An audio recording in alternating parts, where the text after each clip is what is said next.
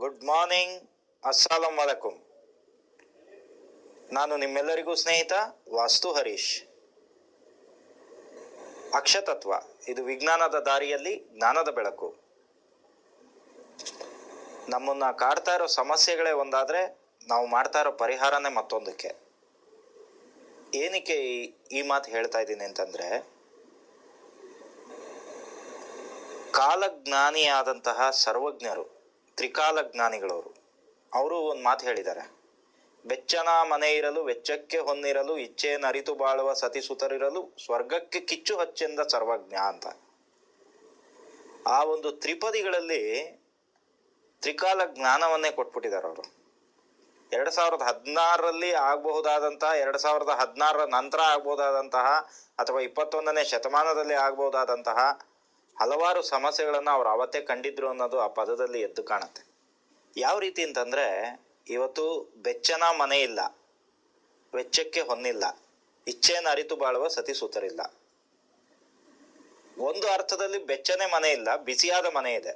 ಯಾಕೆಂದ್ರೆ global warming ಇಂದ ಇವತ್ತಿನ ಟೆಂಪರೇಚರು ಹೆಚ್ಚು ಕಡಿಮೆ 40-41 ಡಿಗ್ರಿವರೆಗೂ ತಲುಪ್ತಾ ಇದೆ. ಇದು ಬೆಚ್ಚಗಿರೋದಲ್ಲ, ಇದು ಬಿಸಿಯಾಗಿರೋದು. ವೆಚ್ಚಕ್ಕೆ ಹೊನ್ನಿಲ್ಲ.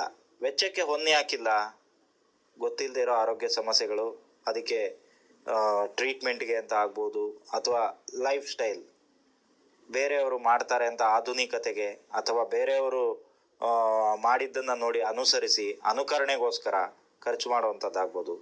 ಈ ರೀತಿಯಾದಂಥ ಹಲವಾರು ಸಮಸ್ಯೆಗಳಿಂದ ವೆಚ್ಚಕ್ಕೆ ಹೊನ್ನು ಉಳಿಯೋದೇ ಇಲ್ಲ. ಮ್ಯಾಕ್ಸಿಮಮ್ 10ನೇ ತಾರೀಕು ಸಂಬಳ, 5ನೇ ತಾರೀಕು ಬಂತಂದರೆ 10ನೇ ತಾರೀಕು ಅಷ್ಟೊತ್ತಿಗೆ ಅಕೌಂಟಲ್ಲಿ 0 ಬ್ಯಾಲೆನ್ಸ್. ಈ ರೀತಿಯಾದಂಥ ಸಮಸ್ಯೆ ಇದೆ.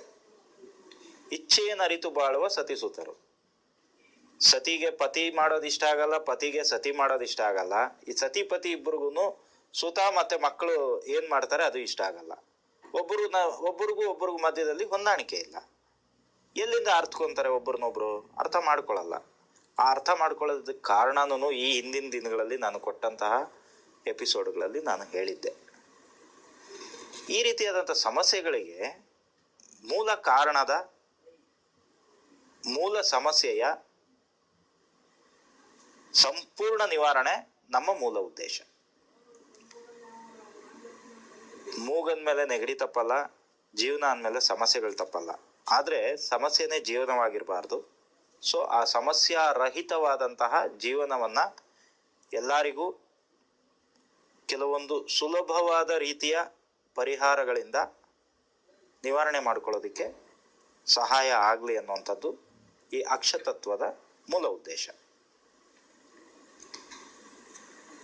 ಇವತ್ತು ನಾವು ಈ ವಾಸ್ತುವಿನ ಬಗ್ಗೆ, ಮತ್ತೆ ವಾಸ್ತುವಿನ ಪ್ರಕಾರ ಏನು ಕೆಲವೊಂದು ಸಮಸ್ಯೆಗಳು ಅಂತ ನಾವು ನಮಗೆ ನಾವೇ ಅನ್ಕೊಂತೀವಿ. ಅಂದ್ರೆ ಸೆಲ್ಫ್ ಮೆಡಿಕೇಶನ್, ನಮಗೆ ನಾವೇ ಒಂದು ಚಿಕಿತ್ಸೆಯನ್ನು ಕೊಟ್ಕೊಳ್ಳುವಂಥದ್ದು. ಆ ಒಂದು ವ್ಯವಸ್ಥೆಯಲ್ಲಿ ಏನಿದೀವಿ, ಇದಕ್ಕೆ ಬಹುಶಃ ನನಗನ್ಸೋ ಮಟ್ಟಿಗೆ ಒಂದು ಮುಖ್ಯವಾದಂಥ ಕಾರಣ, ಈ ಇತ್ತೀಚಿನ ದಿನಗಳಲ್ಲಿ ನಾವು ಯಾರೂನು ಪ್ರಾಕೃತಿಕವಾದಂತಹ ಶಕ್ತಿಗಳು, ಅಂದರೆ ನ್ಯಾಚುರಲ್ ಅಪ್ಲಯನ್ಸಸ್ನ ನಾವ್ಯಾರು ಪೂರ್ಣ ಪ್ರಮಾಣದಲ್ಲಿ ಅನುಭವಿಸೋದಕ್ಕೆ ಆಗ್ತಾನೆ ಇಲ್ಲ. ಯಾಕೆ ಅಂದ್ರೆ ಅದನ್ನ ಅನುಭವಿಸುವಷ್ಟು ಸಮಯನೂ ಇಲ್ಲ, ಅಷ್ಟು ಮನಸ್ಥಿತಿನೂ ಇಲ್ಲ, ಆ ರೀತಿಯಾದಂಥ ಮನಸ್ಥಿತಿನೂ ಇಲ್ಲ. ಆ ರೀತಿಯಾದಂಥ ಒಂದು ಗೊಂದಲ ಮತ್ತೆ ಯಾವಾಗಲೂ ಟೆನ್ಷನ್ ಇರತಕ್ಕಂಥ ವಾತಾವರಣದಲ್ಲಿ ನಾವು ಇವತ್ತು ಜೀವನ ಮಾಡ್ತಾ ಇದ್ದೀವಿ. ಈ ಭೂಮಿಯ ಮೇಲೆ ಏನು ಭಗವಂತನ ಸೃಷ್ಟಿ, ಅಣು ರೇಣು ತೃಣ ಕಾಷ್ಟಗಳು ಮತ್ತೆ ಸಕಲ ಚರಾಚರ ವಸ್ತುಗಳು ಏನಿದೆ, ಪ್ರತಿಯೊಂದಕ್ಕೂ ತನ್ನದೇ ಆದಂಥ ಒಂದು ಗುಣ ವಿಶೇಷತೆ ಮತ್ತೆ ಒಂದು ಲೈಫ್ ಸ್ಟೈಲ್ ಅನ್ನೋದು ಇದ್ದೇ ಇರುತ್ತೆ. ಈ ಒಂದು ಮನುಷ್ಯ ದೇಹದ ರಚನೆ ಈ ಪಂಚಭೂತಗಳನ್ನ ಮತ್ತೆ ಪ್ರಾಕೃತಿಕ ಶಕ್ತಿಗಳಾದಂತಹ ಈ ಗಿಡ ಮರಗಳು, ಪ್ರಾಣಿ ಪಕ್ಷಿಗಳು, ಇವುಗಳ ಜೊತೆಯಲ್ಲಿ ಹೊಂದಿಕೊಂಡು ಯಾವ ರೀತಿ ಜೀವನ ಸಾಗಿಸ್ಬೇಕು ಅದನ್ನೆಲ್ಲಾನು ಒಂದು ಬ್ಯಾಲೆನ್ಸ್ ಮಾಡಿ, ಪ್ರೋಗ್ರಾಮ್ ಮಾಡಿ ಈ ಭೂಮಿ ಮೇಲೆ ಭಗವಂತ ಸೃಷ್ಟಿ ಮಾಡಿದ್ದಾನೆ. ನಾವೇನ್ ಮಾಡ್ತಾ ಇದ್ದೀವಿ? ನ್ಯಾಚುರಲ್ ಅಪ್ಲಯನ್ಸಸ್ನ ಬಿಟ್ಟು ಈ ಎಲೆಕ್ಟ್ರಾನಿಕ್ ಹೋಮ್ ಅಪ್ಲಯನ್ಸಸ್ಗೆ ನಮ್ಮನ್ನು ನಾವು ಅಡಿಕ್ಟ್ ಮಾಡ್ಕೊಂಡಿದ್ದೀವಿ. ಪ್ರತಿಯೊಂದು ಸಹ ಇವತ್ತಿನ ಕಾಲಘಟ್ಟದಲ್ಲಿ ಎಲೆಕ್ಟ್ರಾನಿಕ್ ಹೋಮ್ ಅಪ್ಲಯನ್ಸಸ್ ಇಲ್ಲ ಅಂತಂದ್ರೆ ನಮ್ಮ ಜೀವನಾನೇ ಸಾಗಲ್ಲ ಅನ್ನುವಂಥ ಒಂದು ಫೋಬಿಯಾ ಅಥವಾ ಭ್ರಮೆ ಅಥವಾ ಒಂದು ಅಡಿಕ್ಷನ್, ಇದನ್ನ ನಾವೆಲ್ಲರೂ ಅಳವಡಿಸ್ಕೊಂಡ್ಬಿಟ್ಟಿದೀವಿ. ಬಹುಶಃ ಸುಮಾರು 1970-80 ಇಸ್ವಿ ಕಾಲಘಟ್ಟದಲ್ಲಿ ಈ ವಾಸ್ತುವಿನ ಆಚರಣೆ ಮತ್ತೆ ವಾಪಸ್ ಬಂತು ಅನ್ನುವಂಥದ್ದನ್ನ ನಾ ಹಿಂದಿನ ದಿನಗಳಲ್ಲಿ ಹೇಳಿದ್ದೆ. 1970 ಇಸ್ವಿ 80 ಇಸ್ವಿಗಿಂತ ಮುಂಚೆ ಇದ್ದಂತಹ ಈ ಹೋಮ್ ಅಪ್ಲಯನ್ಸಸ್, ಎಲೆಕ್ಟ್ರಾನಿಕ್ ಉಪಕರಣಗಳ ಒಂದು ಬಳಕೆ ಪ್ರಮಾಣ ಬೇರೆ ರೀತಿಯಲ್ಲಿತ್ತು. ಆವತ್ತು ಇದ್ದಂಥದ್ದು ಈ ರೇಡಿಯೋ ತರಂಗಗಳು ಮಾತ್ರ. ಅಂದ್ರೆ ನಾವು ಮನೆಯಲ್ಲಿ ವಿವಿಧ ಭಾರತಿ, ಆಕಾಶವಾಣಿ ಇವುಗಳನ್ನ ಕೇಳೋದಕ್ಕೆ ಮಾತ್ರ ರೇಡಿಯೋ ತರಂಗಗಳು, ರೇಡಿಯೋ ಆಕ್ಟಿವ್ ವೇವ್ಸ್ ಇದರಲ್ಲಿ ಗಾಳಿಯಲ್ಲಿ ಇರ್ತಾ ಇತ್ತು. ಅದು ಮಾನವನ ದೇಹಕ್ಕೆ ಅಷ್ಟು ಹೆಚ್ಚಿನ ಪ್ರಮಾಣದಲ್ಲಿ ಏನು ಡ್ಯಾಮೇಜ್ ಮಾಡ್ತಾ ಇರಲಿಲ್ಲ. ಏನಕ್ಕೋಸ್ಕರ ಅಂದ್ರೆ ಅವತ್ತು ಇದ್ದಂತಹ ನಗರ ಪ್ರದೇಶದ ವ್ಯಾಪ್ತಿಯಲ್ಲಿ ಖಾಲಿ ಸ್ಥಳಗಳು ಹಾಗೂ ಗಿಡ ಮರಗಳು. ಇವತ್ತು ಆ ರೀತಿಯಾದಂತಹ ಒಂದು ಪರಿಸರ ನಮ್ಮ ಸುತ್ತಮುತ್ತಲೂ ಇಲ್ಲ. ಹಾಗಾಗಿ ಅಲ್ಲಿ ಉತ್ಪತ್ತಿ ಆಗ್ತಕ್ಕಂಥ ಎಲೆಕ್ಟ್ರಾನಿಕ್ ಹೋಮ್ ಅಪ್ಲಯನ್ಸಸ್ ಇಂದ ಉತ್ಪತ್ತಿ ಆಗ್ತಕ್ಕಂಥ extreme low frequency electromagnetic rays ಆಗ್ಬೋದು, ವೇವ್ಸ್ ಆಗ್ಬೋದು, ಇವುಗಳು ನಮ್ಮ ದೇಹವನ್ನ ಮತ್ತು ನಮ್ಮ ಮಾನಸಿಕ ತರಂಗಗಳನ್ನ ಡ್ಯಾಮೇಜ್ ಮಾಡ್ತಾನೆ ಇರುತ್ತೆ.